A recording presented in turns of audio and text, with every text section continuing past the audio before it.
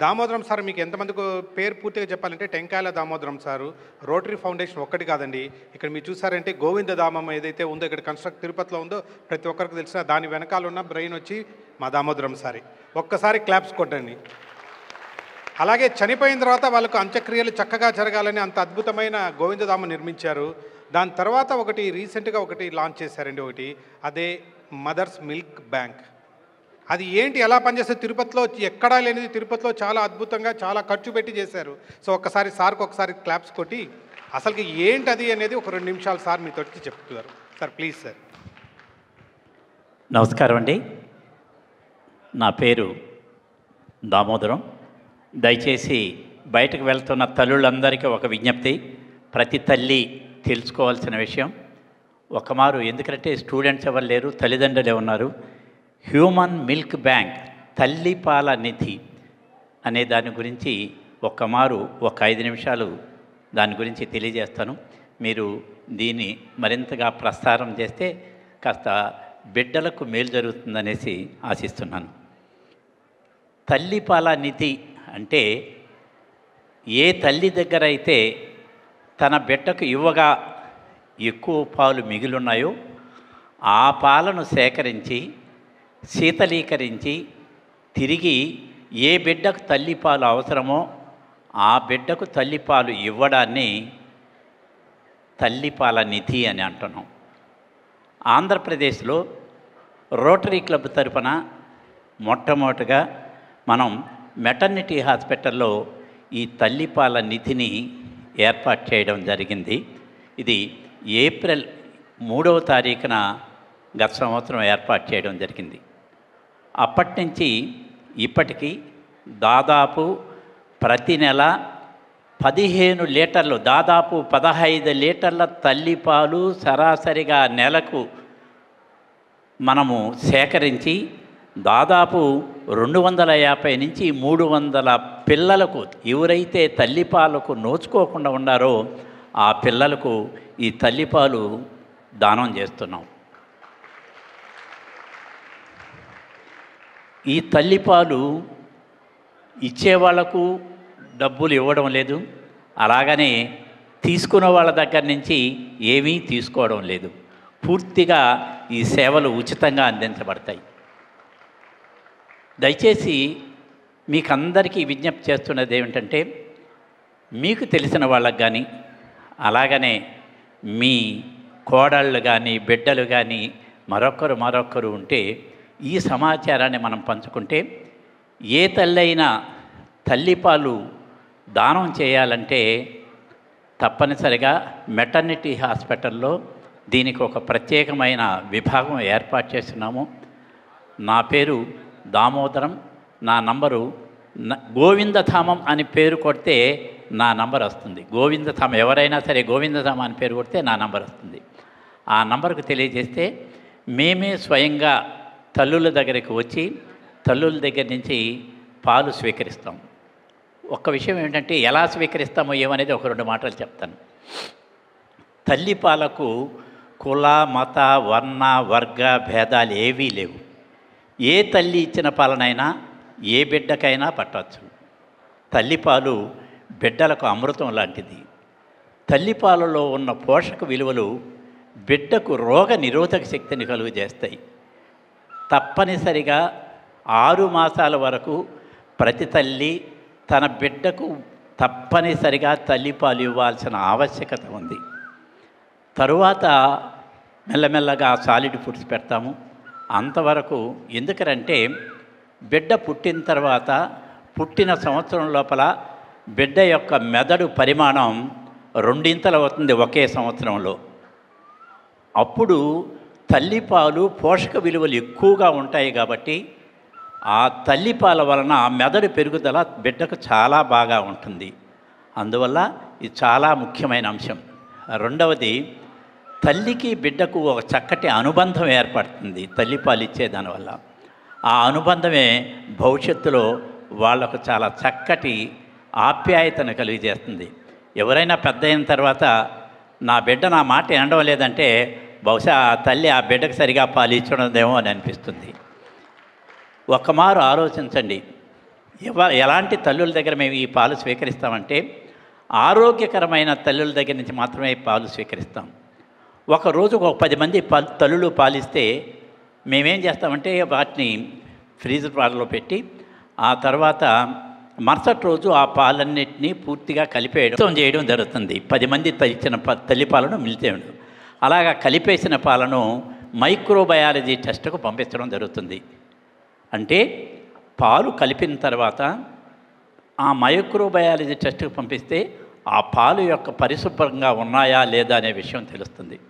ఈ పాలు కలిపేసిన తర్వాత మళ్ళా దీన్ని శీతలీకరణ చేస్తాం, ఫ్యాక్చరైజేషన్ చేస్తాం. 62 డిగ్రీల వరకు ఈ పాలను వేడి చేసి అదే 62 డిగ్రీల దగ్గర ఒక అర్ధగంట అలాగనే ఉంచి తర్వాత మెల్లమెల్లగా దాన్ని గది ఉష్ణోగ్రతకు తీసుకొస్తారు. ఈ గది ఉష్ణోగ్రతకు తీసుకొచ్చిన తర్వాత ఈ పాలను మరొక మారు మళ్ళా మైక్రోబయాలజీ టెస్ట్కి పంపిస్తాం. అంటే శీతలీకరణ ముందుకు ఒకసారి మైక్రోబయాలజీ టెస్ట్కు, శీతలీకరణ చేసిన తర్వాత మరొక మారు ఈ మైక్రోబయాలజీ టెస్ట్కు పంపించి అక్కడి నుంచి రిజల్ట్స్ వచ్చేదాకా, అక్కడి నుంచి ఫలితాలు వచ్చేదాకా ఈ పాలను -20 డిగ్రీ సెంటీగ్రేడ్లో నిల్వ ఉంచుతాం. ఈ 2 ఫలితాలు సక్రమం అని వచ్చిన తర్వాత ఆ పాలను తీసి మళ్ళా ఇంకొక బాక్స్లో రెడీ టు యూజ్, అంటే వినియోగించడానికి రెడీగా ఉన్నాయి అనే ఒక బాక్స్లో అక్కడ కూడా -20 డిగ్రీస్లో వేడి అట్లే నిల్వ ఉంచుతాం. ఎవరికైనా బిడ్డకు తల్లిపాలు కావాలని డాక్టర్ రికమెండ్ చేస్తే వాళ్ళు తెచ్చే చిన్న పాత్రను కూడా స్టెరిలైజ్ చేసి తర్వాత ఎక్కడైతే మనం ఈ -20 డిగ్రీస్ దగ్గర తల్లిపాలు నిల్వ ఉంచున్నామో ఆ పాలను తీసి వార్మర్ అనే ఎక్విప్మెంట్ ద్వారా దాన్ని గది ఉష్ణోగ్రతకు తీసుకొచ్చి ఆ పాలను బిడ్డలకు ఇవ్వడం జరుగుతుంది. ఇది ముఖ్యంగా అక్కడ జరిగే ప్రక్రియ. మనకు తిరుపతిలో దాదాపు ఒక తల్లి 20 లీటర్ల పాలిచ్చింది. ఏసీటీఓగా పనిచేస్తుంది. 20 లీటర్ల తల్లి పాలిచ్చింది. అలాగనే ఇంకొక తల్లి 21.7 లీటర్ల తల్లి పాలిచ్చింది మొదటి కాన్పులని. ముందు ఇచ్చిన 20 లీటర్ల తల్లిపాలు రెండవ కాన్పులో ఇచ్చింది. 21.7 లీటర్ల తల్లిపాలు మొదటి కాన్పులోనే ఇచ్చింది ఒక తల్లి. అలాగనే మీరు చెప్తే ఆశ్చర్యపోతారు. ఒక డాక్టర్ అమ్మ ఇప్పుడైతే మేము ఎలాగా అందరికీ చెప్పడం జరిగిందో ఆమె కూడా ఆ విషయం తెలుసుకొని పిలిచి ఆమె ఇచ్చిన పాలెంతో తెలుసా 34.7 లీటర్ల తల్లిపాలు ఇచ్చింది. 34.7 లీటర్ల తల్లిపాలు మొదటి కాన్పులో ఇచ్చింది. మామూలుగా తల్లులు 40-50 మిల్లీలు లేదు 100 మిల్లీలు 100 ml అలాంటి ఇస్తుంటారు. కానీ కొంతమందికి చాలా ఎక్కువ పాలు తమ బిడ్డకు అవసరానికి మించి ఉత్పత్తి అవుతాయి. అందులో తొలి దశల్లో చాలా ఎక్కువ పాలు వాళ్ళ దగ్గర మిగులుతూ ఉంటాయి. ఆ పాలను తప్పనిసరిగా వాళ్ళు దుర్వినియోగం చేస్తే వచ్చే ప్రయోజనం ఏమీ లేదు. అలాంటి వాళ్లకు హ్యూమన్ మిల్క్ బ్యాంక్ తల్లిపాల నిధి అంటూ ఒకటి ఉంది. ఇది హాస్పిటల్లో ప్రసవించిన తర్వాత అక్కడే ఉన్నారు కాబట్టి వాళ్ళు అక్కడే పాలు ఇస్తారు, సులభంగా జరిగిపోతుంది. అయితే కార్పొరేట్ హాస్పిటల్లో ప్రసవించిన వాళ్ళు వాళ్ళ ఇళ్ళ దగ్గర నుంచి అక్కడి నుంచి కూడా మేము మిల్క్ బ్యాంకులు బ్రెస్ట్ పంపులు సప్లై చేసి వాళ్ళ దగ్గర నుంచి పాలు స్వీకరించడానికి సిద్ధంగా ఉన్నాం. మేము ఈ ముగ్గురు దగ్గర నుంచి ప్రతిరోజు వెళ్ళి నేనే ఒక మిల్క్ బాయ్ లాగా అందరి దగ్గరికి వెళ్ళి కలెక్ట్ చేసుకొచ్చాను. ఒక ఆమె శ్రీనివాసపురం, ఒక ఆమె విద్యానగర్ కాలనీ, ఇంకొక ఆమె హరే రామ హరే కృష్ణ రోడ్డు. అంటే ఈ ముగ్గురు తల్లులు మాకు ఏకకాలంలో ఇచ్చారు. ఇప్పుడు ప్రస్తుతానికి ఈ మాసంలో అయితే ఎవరు లేరు, కేవలం హాస్పిటల్ వాళ్ళ యొక్క తల్లుల మీదనే ఆధారపడి ఉన్నాం. కాబట్టి ఒకమారు తల్లులందరూ అలాగనే తల్లిదండ్రులందరూ కూడా దీన్ని మరింత విస్తృతంగా ప్రచారం చేసి తప్పనిసరిగా ఆ బిడ్డలకు పాలివ్వడం అనేది చాలా ముఖ్యమైన అంశంగా పరిగణించాలి. ఎవరెవరికి బిడ్డలకు పాలిస్తున్నామంటే కొంతమంది దురదృష్టవశాత్తు బిడ్డలు పుడతానే చనిపోతారు తల్లులు. అలాంటి వాటికి ఈ పాలు ఇవ్వాల్సి వస్తుంది. కొంతమంది కవలలు ఉంటారు, ఒకరికే సరిపోతాయి పాలు, ఇంకొకరికి చాలవు.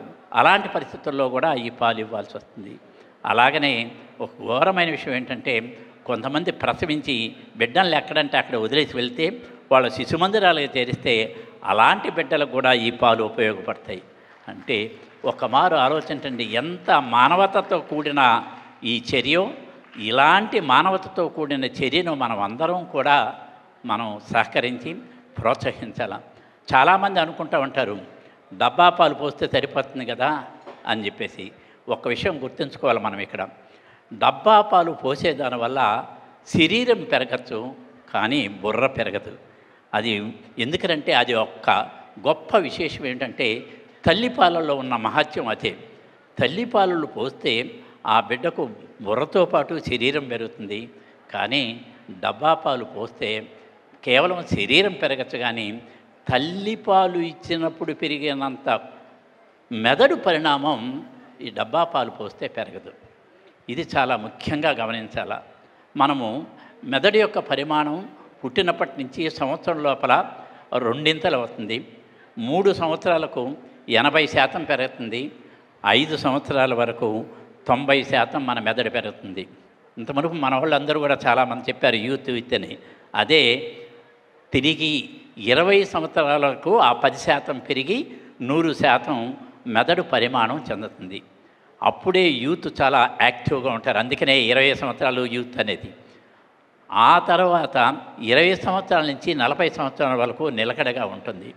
40 సంవత్సరాల నుంచి ప్రతి 10 సంవత్సరాలకు మెదడు యొక్క పనితీరు 5% తగ్గుతూ వస్తుంది. అందువల్లనే మనం వృద్ధాప్యం సమీపించే కొద్దికి, అంటే వయసు పెరిగే కొద్దికి మెదడు యొక్క పనితీరులో భేదాలు వచ్చి మనకు కంటి చూపు సరిగా కనపడకపోవడం, అలాగనే వినికిడి సమస్యలు రావడం, ఇలా రకరకాలైనటువంటి సమస్యలు వస్తుంటాయి. కాబట్టి మొట్టమొదటి దశలోనే పిల్లలకు తల్లిపాలు ఇవ్వాలని, ఆ తల్లిపాల యొక్క ఆవశ్యకతను నలుగురికి తెలియజెప్పాలని ఇక్కడ వచ్చిన మాతృమూర్తులందరికీ మరొక మారు వినయించుకుంటూ, అలాగనే ఎందుకంటే ఇప్పటికే కాలాతీతమైంది, చాలామంది ఇది అన్నారు, ఒక శ్లోకంతో మనం దీన్ని ముగిస్తాను. డబ్బా పాలు వద్దు తల్లి పాలు ముద్దు అని చెప్తే చాలు నాకు.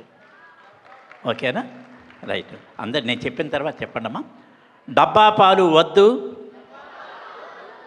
తల్లిపాలే ముద్దు. డబ్బా పాలు వద్దు తల్లిపాలే ముద్దు. డబ్బా పాలు వద్దు తల్లిపాలే ముద్దు. మీ అందరితో ఒక భరోసాతో తప్పనిసరిగా దీన్ని ఎక్కువ మందికి తెలియజేస్తే దీనికి ఈ ప్రయోజనం ఉంటుందని ఆశిస్తూ మీ దగ్గర నుంచి సెలవు తీసుకుంటాను.